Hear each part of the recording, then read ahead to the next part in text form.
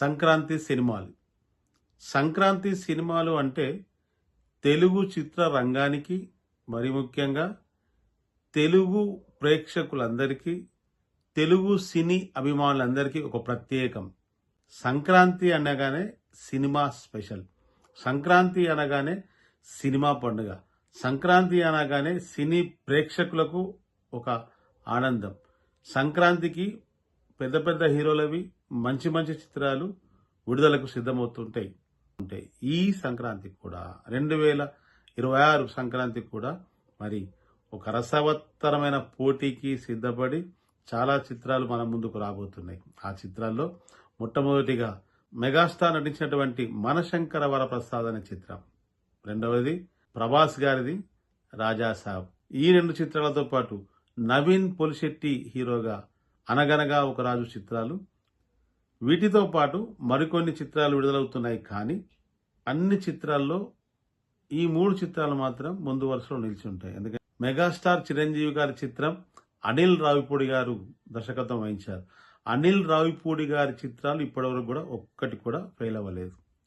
అనిల్ రావిపూడి గారి entertainment next లెవెల్లో ఉంటుంది. ప్రేక్షకుల్ని ఎలా అలరింపజేయాలి, ప్రేక్షకులను ఎలా ఆనందపరచాలి, ప్రేక్షకులను ఎలా కట్టిపడేయాలి అనేది చాలా చక్కగా తెలిసిన దర్శకుడు అనిల్ రావిపూడి. చిరంజీవి అభిమానులే కాదు, సగటు సినీ అభిమాని ప్రతి ఒక్కరూ ఎదురు చూస్తున్నారు. ఎందుకంటే చిరంజీవి గారిలో మంచి కామెడీ టైమింగ్ ఉంటుంది. చాలా రోజులు అవుతుంది చిరంజీవి గారి మంచి ఎంటర్టైన్ మనం చూడక. అందుకోసం ప్రతి ప్రేక్షకుడు ఈగర్గా ఎదురు చూస్తున్నారు సంక్రాంతికి రాబోయే మనశంకర వరప్రసాద్ చిత్రం కొరకు.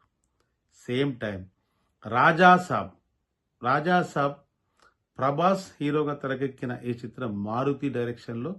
ఈ 2 చిత్రాలు ఎక్కడా కాంప్రమైజ్ కాకుండా, అటు చిరంజీవి చిత్రం, ఇటు ప్రభాస్ గారి చిత్రం బడ్జెట్ విషయంలో ఏమాత్రం కాంప్రమైజ్ కాకుండా దర్శకులిద్దరూ మంచి క్వాలిటీతో చిత్రాన్ని తెరకెక్కించి మన ముందుకు తీసుకొస్తున్నారు.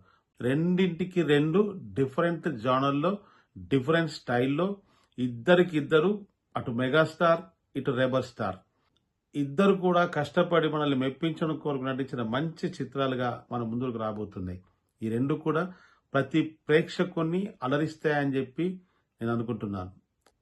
ఈ 2 చిత్రాలతో పాటు నవీన్ పొలిశెట్టి హీరోగా తెరకెక్కిన చిత్రం అనగనగా ఒక రాజు, ఇది కూడా ఫన్ జానర్లోనే, కామెడీ జానర్లోనే చిత్రం మన ముందుకు రాబోతుంది. ప్రపంచవ్యాప్తంగా ఉన్న తెలుగు ప్రేక్షకులందరూ ఈ సంక్రాంతికి రాబోయే ఈ 3 చిత్రాలను చూసి వారి పండగను ఎంతో సంబరంగా జరుపుకుంటారని మా ఛానల్ ద్వారా నేను ఆశిస్తూ, మంచి విజయాన్ని సొంతం చేసుకుని 2026 సంవత్సరం ఒక శుభ ఆరంభాన్ని చిత్రరంగానికి అందించాలని కోరుకుంటూ 3 చిత్రాలు మంచి విజయాన్ని సాధిస్తాయని ఆశిస్తున్నాను.